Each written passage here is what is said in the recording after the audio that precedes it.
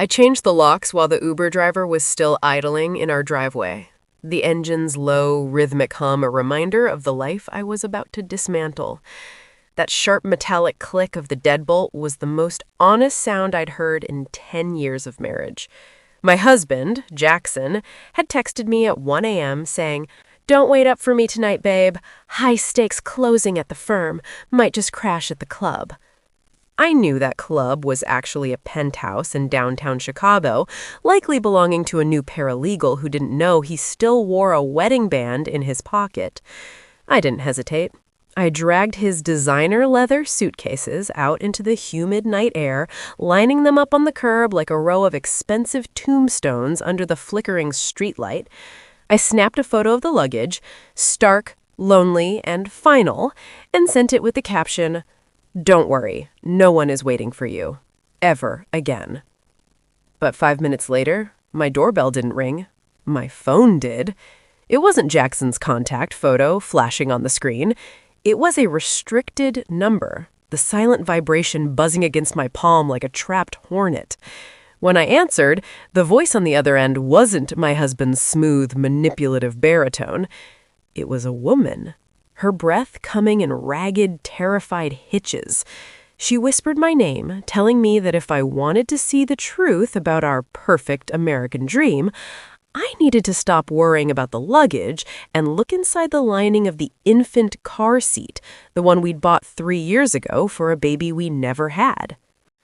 The silence in the house was heavy, a physical weight pressing against my chest as I stood in the hallway. I walked toward the nursery, a room that had stayed frozen in time, a shrine to a someday that Jackson always promised but never delivered. The air in there was stale, smelling of unfulfilled expectations and expensive gray paint. I looked at the pristine, dust-covered car seat sitting in the center of the crib. My hands shook as I felt along the underside of the heavy polyester fabric.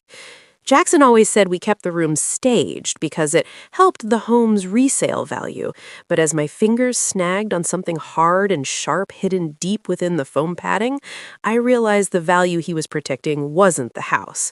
It was a secret. I pulled out a thick yellow envelope, the adhesive seal already brittle with age. Inside wasn't a collection of love letters or a confession of a secret second family. It was a meticulous set of financial manipulation records, page after page of my own signature, forged with terrifying precision, authorizing the transfer of my inheritance into an offshore account in the Cayman Islands.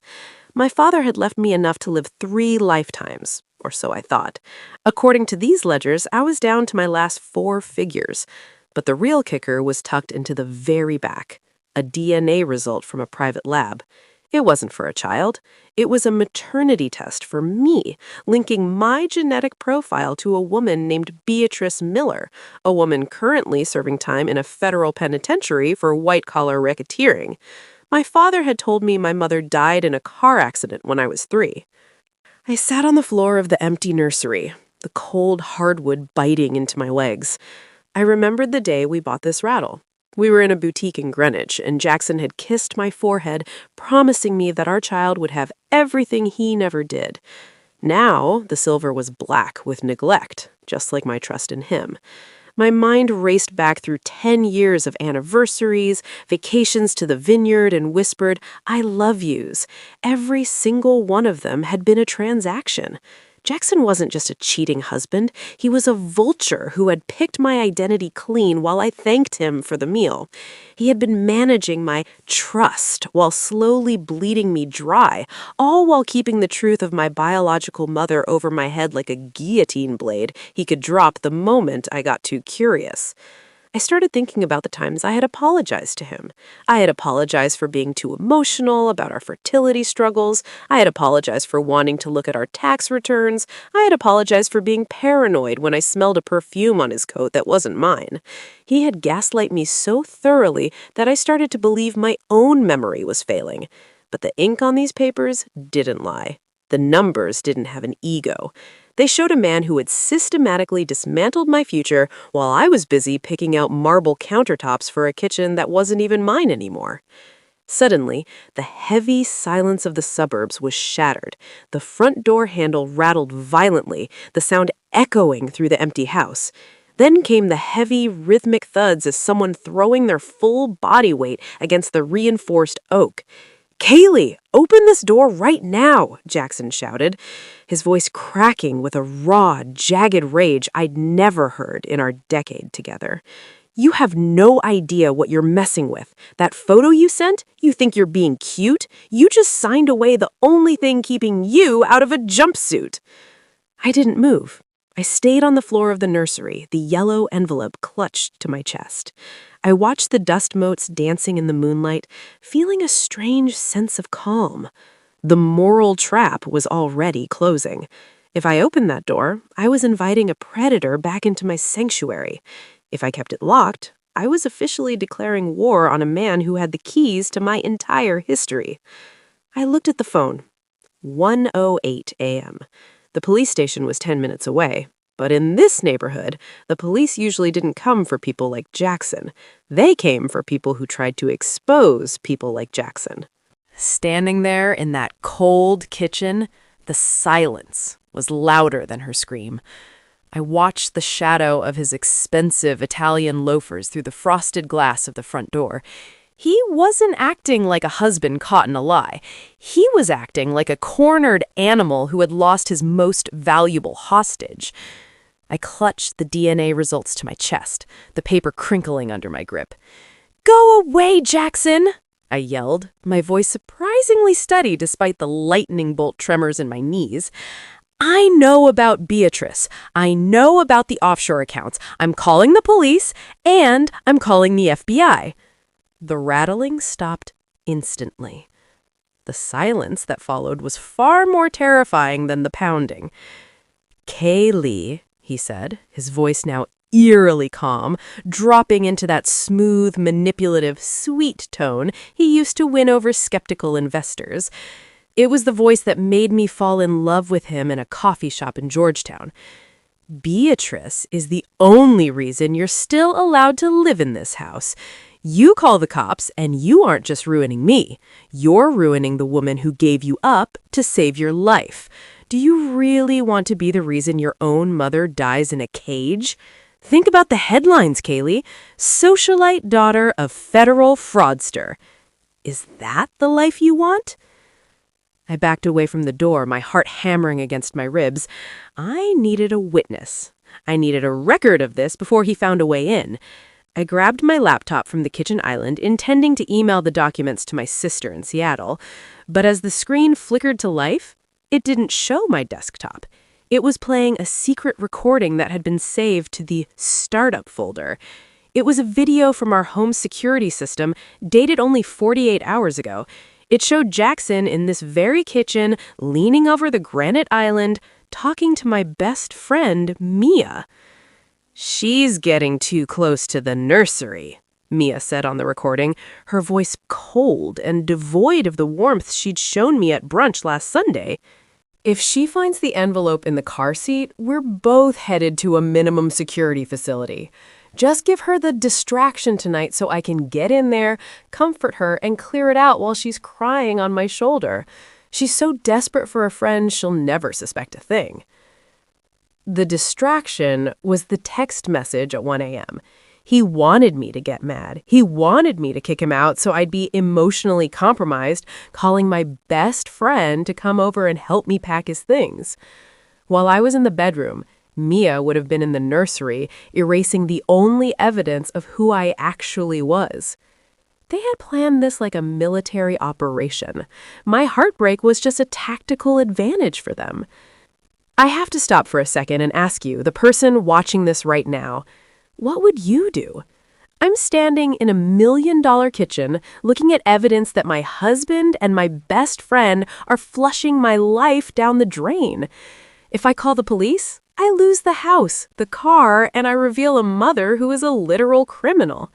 But if I stay silent, I'm just a high-priced pet in a cage they built for me. Tell me in the comments, would you burn it all down just to be free? Or would you take the money and keep your mouth shut? Because right now, the high road looks real lonely and real broke. Is the truth worth being homeless?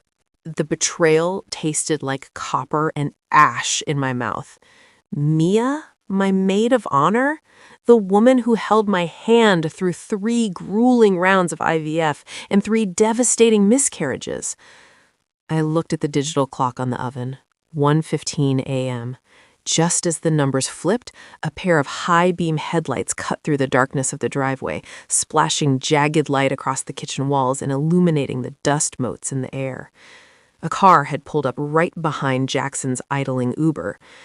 It was Mia's white luxury SUV. I watched through the slats of the blinds as she stepped out, dressed not in pajamas for a late-night crisis, but in a sharp power suit. She didn't run to me. She didn't even look at the front door. She went straight to Jackson on the porch and handed him a hidden document, a power of attorney form with my signature forged in a messy scrawl at the bottom. They stood there in the glow of the porch light, whispering like conspirators over a map.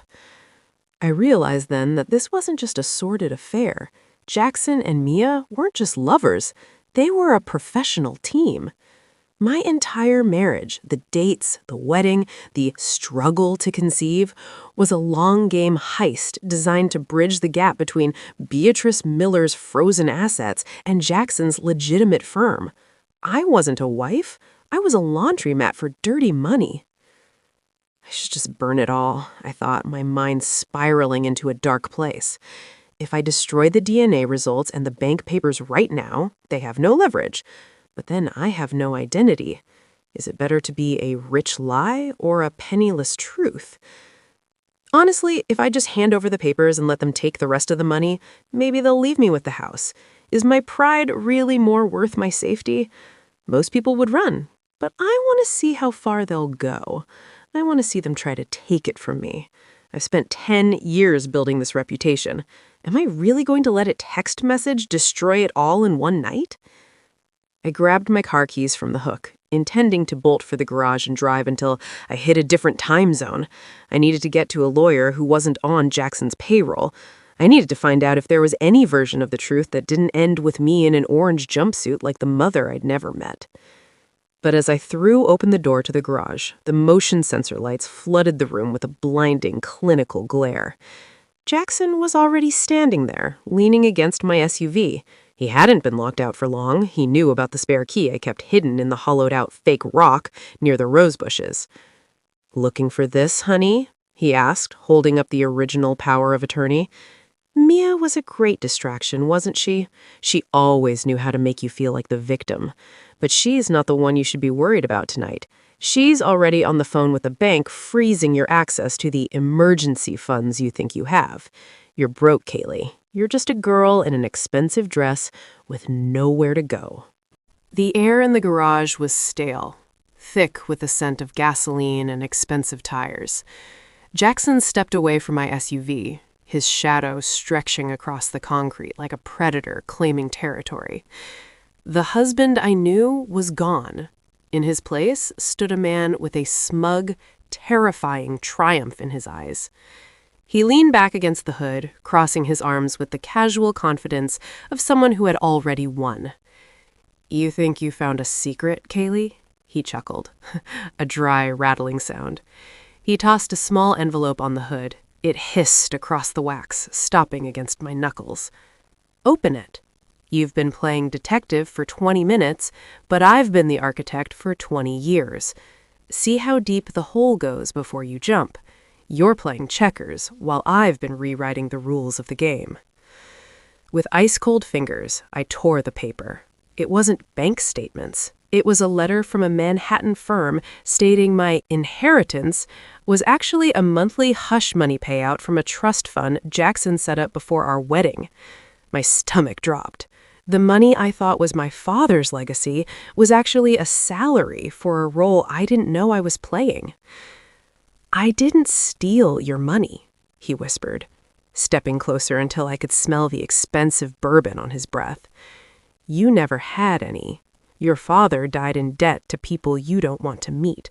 I've funded your socialite life to keep you from looking in the mirror. You're the daughter of Beatrice Miller, the woman who taught me the con. I married you because she promised me a seat at the table if I kept you quiet and compliant. You weren't a wife, Kaylee. You were a line item in a contract." "He was a failure," Jackson snapped, his voice sharp as a blade. "Beatrice was the genius. She knew you were a liability, so she hired me to be your warden. The IVF? The failed pregnancies? Did you really think it was bad luck? She didn't want your blood complicating the ledgers, and I didn't want a child tying me to a project like you. Every doctor's visit, every pill, I made sure the line ended with you." Every tear I shed over a negative test, every time I blamed my body for being broken, he had been the one ensuring it never happened. He had watched me grieve for children that he was systematically preventing. It wasn't just a financial theft, it was a theft of my humanity, my future, and my soul. "So," Jackson said, checking his Rolex with a casual flick, "Mia is inside to help you delete those files. Come back in and play the grieving wife, or go to the precinct. But remember, you signed every tax return, you wore the diamonds. In the eyes of the law, you aren't the victim. You're the partner. You've been living high on the hog on stolen funds for a decade. Do you think a jury will care about your feelings?" I'm looking at him, and I'm looking at you. What would you do? He's offering a life of luxury built on lies, or a truth that starts with a mugshot. If I walk out that door, I have nothing. If I stay, I have everything except my soul. Is your integrity worth a prison record? Drop a comment right now. Would you take the deal and keep the house, or would you burn it all down? I looked at the red toolbox on the workbench, its missing latch a broken detail in a world of manufactured perfection. I felt a cold, hard knot of rage uncoil, not the screaming kind, the calculated, lethal kind I must have inherited from Beatrice. If I was a miller, it was time I started acting like one. "You think you're the only one who can play the architect?" I asked, my voice dropping to a cold, steady edge. "I know I am," he sneered. "You don't survive a week without my signature on a check. You're a high-end ornament, Kaylee. Without me, you're just a ghost." "Maybe," I said, a predatory smile spreading across my face. "While you were busy investing in my silence, I was busy investing in insurance. You taught me too well, Jackson. You taught me that everyone has a price and everyone has a weakness." I pulled out my phone, the screen glowing like a weapon. "I hit send all on an encrypted email while you were on the porch. It went to your board and Beatrice's attorney. She hired you to keep me quiet, but she hates a partner who steals from her. I found the Cayman accounts you were hiding from her, Jackson. I found where you were skimming off the top of the hush money." His skin turned the color of wet ash. The smugness vanished, replaced by a raw, naked terror. "You what? Kaylee, wait!" "I gave her a reason to trade you for a shorter sentence," I whispered, forcing him back against the cold metal of the car. "I've recorded this entire conversation. Every word about the fraud, every word about the babies you stole from me. You aren't the architect anymore. You're the demolition crew, and I just pulled the lever." He lunged, his fingers clawing for the phone, but I was faster. I'd spent 10 years dancing to his tune. I knew exactly how he moved. I hit the wall switch, and the heavy garage door began to rumble down, a solid wall of steel separating my old life from my new one. "Kaylee, stop! We can fix this!" he screamed, his voice breaking. "Don't wait up, Jackson," I said, looking back as the door hit the concrete with a final, echoing thud.